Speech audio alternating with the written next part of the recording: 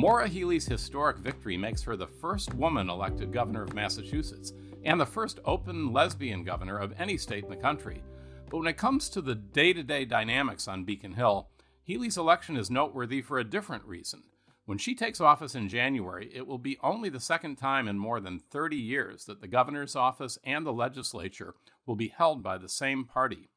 Is that a recipe for success or for intra-party squabbles, or maybe some of both?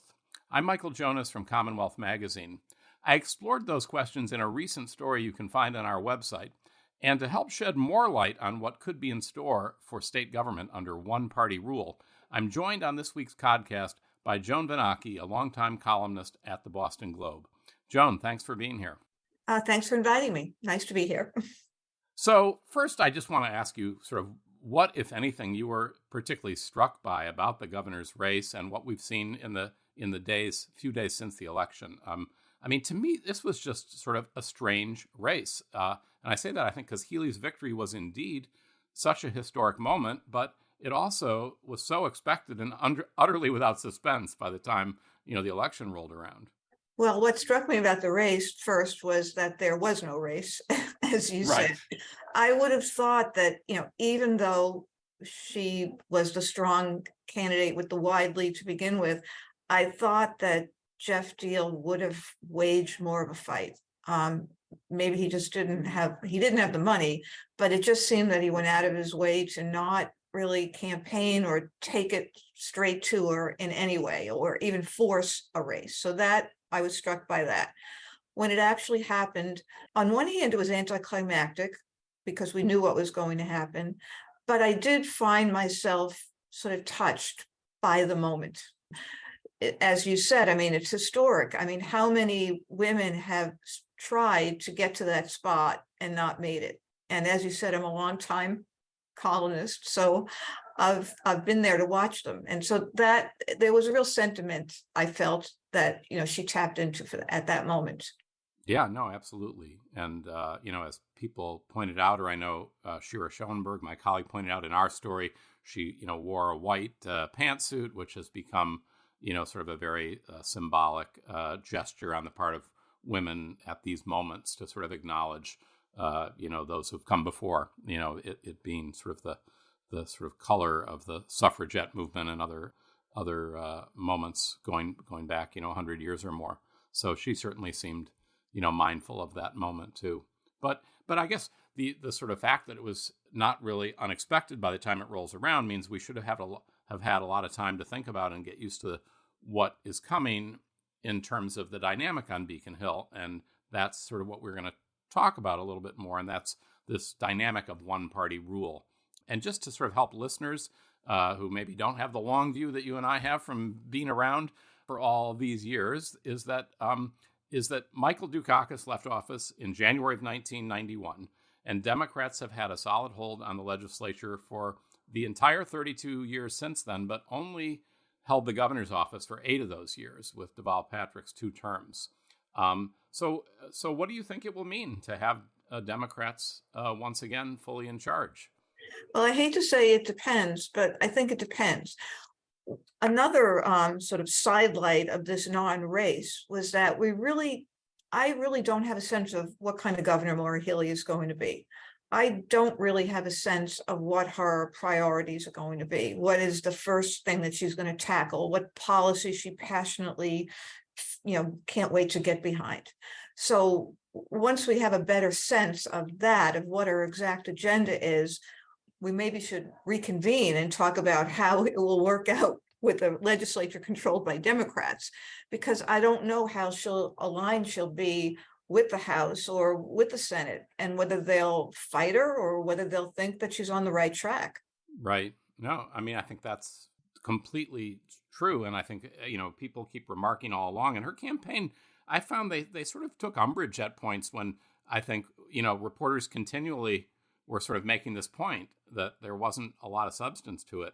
And they'd point you to their website and different issue pages, but it was really mostly painted in broad brushes of generality. So, it left a lot of questions about what's going to happen. But well, because she was never really engaged in yes, there were position papers, but I have to say, I mean, I looked at the one about the tea because I write a lot about the tea, but I don't think the average person is going on a website to delve into a candidate's issue papers. Usually there's a lot more conversation. There's a lot more engagement in public forums. I guess they had the two debates or two, right? yeah, Neither one really stands out in my mind. right. So there just wasn't a lot of discussion of exactly where she was going to take the state and wants to take the state. It seems to me that, the tea should be a priority. It's kind of collapsed on Charlie Baker's watch, although he escaped unscathed, as he always does, without ever really getting blamed for it. I think I've read that in a few of your columns. And Mayor Michelle Wu has tried to kind of engage the state on the issue of mass and caste. And I think that will be a really interesting one, because we've seen Maura Healey as Attorney General take on, say, the opioid crisis, doing it the way a lawyer does, by suing the Sacklers, suing, Purdue Pharmacy. You go to court. Now, as a governor, you have to come up with actual policies that shape how you deal with homeless and people fighting addiction. So it'll be interesting. Yeah. So if we don't know really how this dynamic will play out. In fact, I spoke for the story I wrote with Senate President Karen Spilka, who sounded a very optimistic tone, which I think is what you'd expect at this point. But she too said, ask me in a few months, I'll have a better idea. She didn't have that strong a sense of things. So, but let's just think about, or go back a little to the limited experience we do have. So more recently it was with Deval Patrick, and then you have to go kind of way back to Dukakis's years. What's your sense of how that played out? And I guess just to start off, there has been in and around Beacon Hill for many years this kind of idea that despite what sort of the broader public might think and what might seem makes sense, that legislative leaders, Democratic legislative leaders, have in some ways preferred this divided government with a Republican governor. Do you think that's been the case? Well, I did read your piece, Michael, and it was a good reminder of history and everything. And I also saw, I don't remember who, but people kind of poo-pooed the idea that a Democratic legislature is tough on a Democrat. However, I think there is legitimacy to that. And you mentioned Dukakis. Was not writing during his first term, but it is my understanding that he didn't get along all that well with the legislature during his first term. Right. And he told me as much when I talked to him this week. Bless his heart, he just turned 89, still sharp and engaged. When he did win re-election in 82? Yes, 82, he came back. And he did forge a relationship. He said he started to listen more rather than just talk.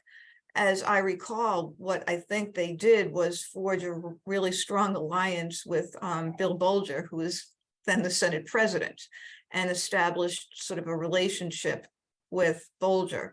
Kind of odd bedfellows in a way, the Brookline technocratic liberal and the South Boston Pol, but they seem to figure something out.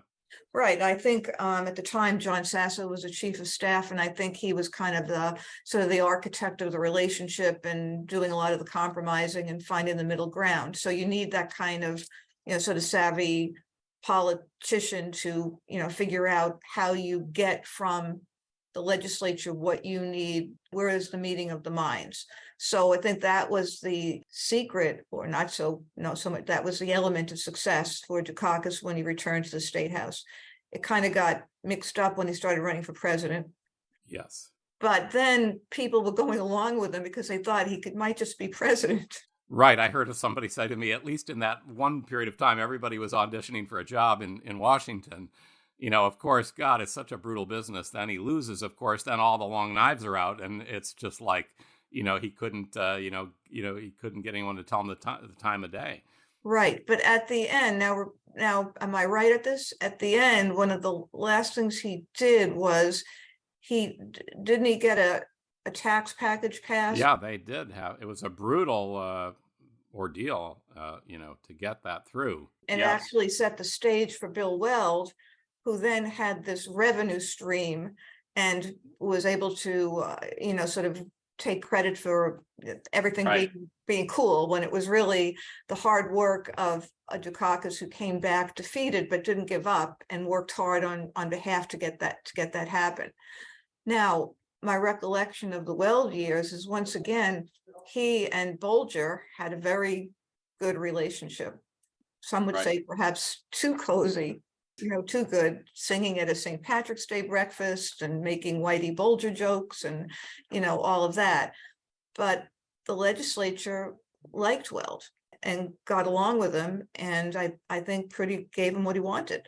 Right. And we sort of saw some of that same dynamic with Baker, right? I mean, sort of in between them, you had, Mitt Romney, who, I don't think was exactly buddy with folks, but, and then Deval Patrick. So, I mean, talk a little about the Patrick years. And I know, because that's really our only time since Dukakis left that we've had this kind of one-party unified governance. And I mean, there's always a danger that, we have a sort of sample size of one. And, Deval Patrick had all his kind of, unique attributes and things. So it's hard to just say, here's the experience of generic one-party rule. But what's your sense of how that played out? My sense of it was that it was a contentious relationship. Right. And that it falls into that category of the legislature likes to be in charge. And so if there's a Democrat in charge who's the governor, they sort of have a secondary role, and they're not quite as happy about that. They want to be the main players. Right. And they kind of gave him a hard time. Now, the thing that he was able to achieve, unfortunately, was casino gambling. Right. Which, well, after a few false starts. And he didn't really want that. I mean, maybe that, that was maybe one of his moments where he kind of learned to kind of do the wheeling and dealing. If you remember, Bob DeLeo, the speaker, desperately wanted it. And I think Patrick kind of basically flipped on the issue. He had not been keen on casinos, but he sort of came around on that. But he also fought, again, looking back at what happened, a lot of the fights really came down to taxes. And specifically, Patrick wanted to raise them sometimes by a fair amount. It was his really ambitious activist agenda he came in on. And the legislature, either wanted no part in it, or they just pared these proposals back dramatically, and it made for a lot of tension between them. Right. So you could say it was sort of a policy difference, but I think there was also like a personality thing. I'm not sure that Deval Patrick was that good at listening or, playing the game the way they like to play it on Beacon Hill. Right. I don't think they gave him very much. And Right. I don't think my sense of it was that it was not a really wasn't fun times for them. Your point about, what is it, sort of policy or personality? Just seems really on point, because everybody I talked to for the story kept saying, and I feel I sometimes get I kind of recoil at everybody's like, oh, it's the relationships. You have to work the relationships. And because it starts to smack of, as somebody said to me, I talked to Tim Murray about it. He certainly was Patrick's lieutenant governor. He was there and saw firsthand what happened. And Jim Aloisi, who was Secretary of Transportation for a while, said, they kind of put you through your paces. Are you one of them?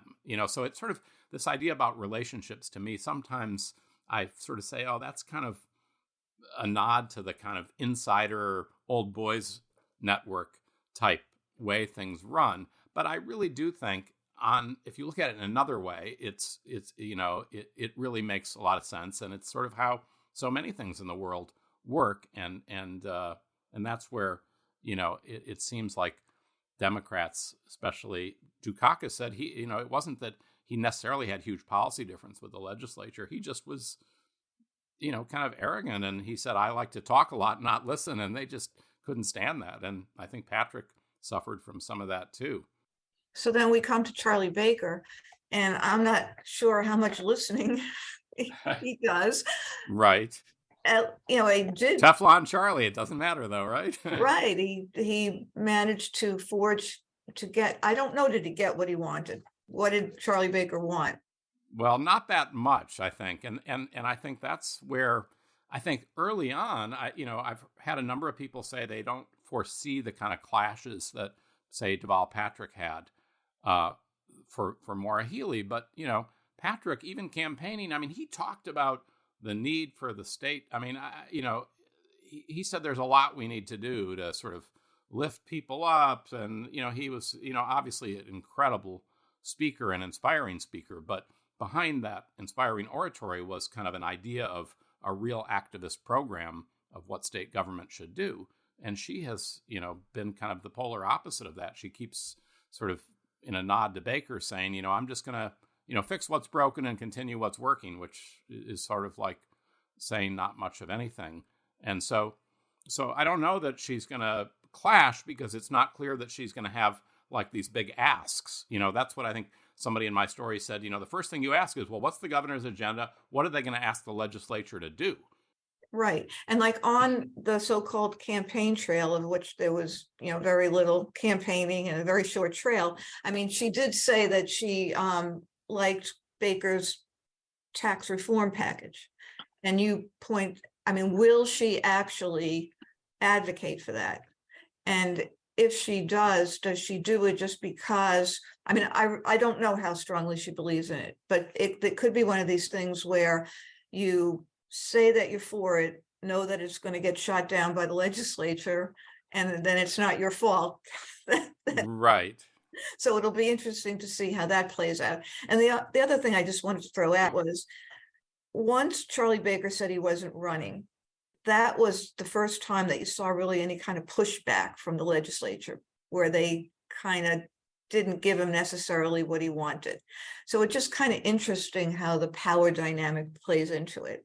If he had said he was running for a third term, I bet he would have gotten more of what he wanted this last year. Right. Well, and one thing I distinctly remember is Deval Patrick announced that he would not run for a third term very early, I think, as I recall, much earlier. So that, probably didn't help in the kind of power dynamics. Right. Once you're, sad to say, once you're a lame duck, you're a lame duck. And the people who thought Dukakis might be in the Oval Office were, giving him what he wanted. Once they knew he wasn't going to be there, it just turns on a dime like that. Right. Now, do you have a sense that, go ahead. Well, I was just going to say, in terms of this kind of idea that kind of relationships are the kind of coin of the realm, again, I had some people say to me, Maura Healey's not been around for 20 years up there, but, she's been in, statewide office holder now for 8 years as Attorney General. She's not an unknown, figure, and has some of those relationships. Do you have a sense of kind of what her sort of way of dealing with people is, and whether that, sort of, again, makes for a very different kind of dynamic going in than, say, Deval Patrick had, who was really a complete outsider, without time on Beacon Hill? Well, this may not be saying much for me as a journalist, but I don't know what kind of relationship she has. I mean, I don't know what her relationship is with Ron Mariano. I don't know with Karen Spilka. I think, again, like, because we're used to sort of looking at these things sometimes in sort of gender issues, I don't necessarily think that she and Karen Spilka are going to see eye to eye on everything.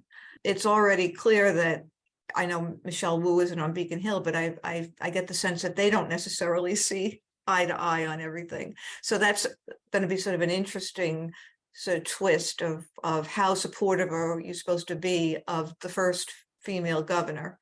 And my guess is probably not that supportive. Right. When it comes right down to it, it'll just be the same old. The usual. Yeah.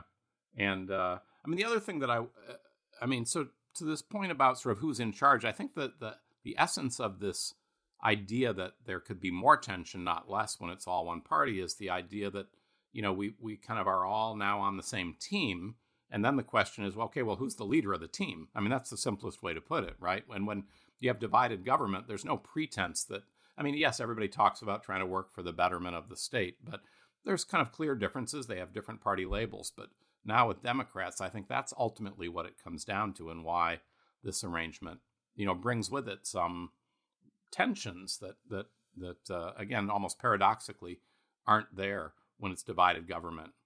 Well, since Maura Healey has made so much of her basketball career, I guess there's a way to be a point guard on Beacon Hill, and we'll just have to watch for it. But again, I will just be very interested to see what is the first thing that she champions. It has to be something that she thinks she can win, because you want to start off with a win. Right, early wins. Do you have a sense of what it is? No, I mean, other than I think she said, and I think she even gave already she was in one national interview, she was on CNN, I think, and talked about the tax package. So I think that's already sort of been, I don't want to say vetted, but I mean, that's not a new thing she's coming up with. That's really kind of trying to, now we're going to really mix the sports metaphors from basketball to football. That's just trying to get over the goal line, something that has sort of been in play already up there. So it seems like that's a safe sort of first play to make. So it's almost, I mean, you're right that it's not a certainty how that'll play out. So that'll be interesting, but it'll be almost as interesting to see what's the second thing after that. Like, what's the thing she comes up with, kind of, de novo that isn't already kind of in the air there. The mystery of Maura. All right. Well, we'll leave it at that, and the answers will unfold. Well, Joan Benaki from the Boston Globe, thanks so much for talking to us on the podcast. Well, more later when we actually know something, Michael. Exactly. All right. And thank you all for listening, and we will see you again next week.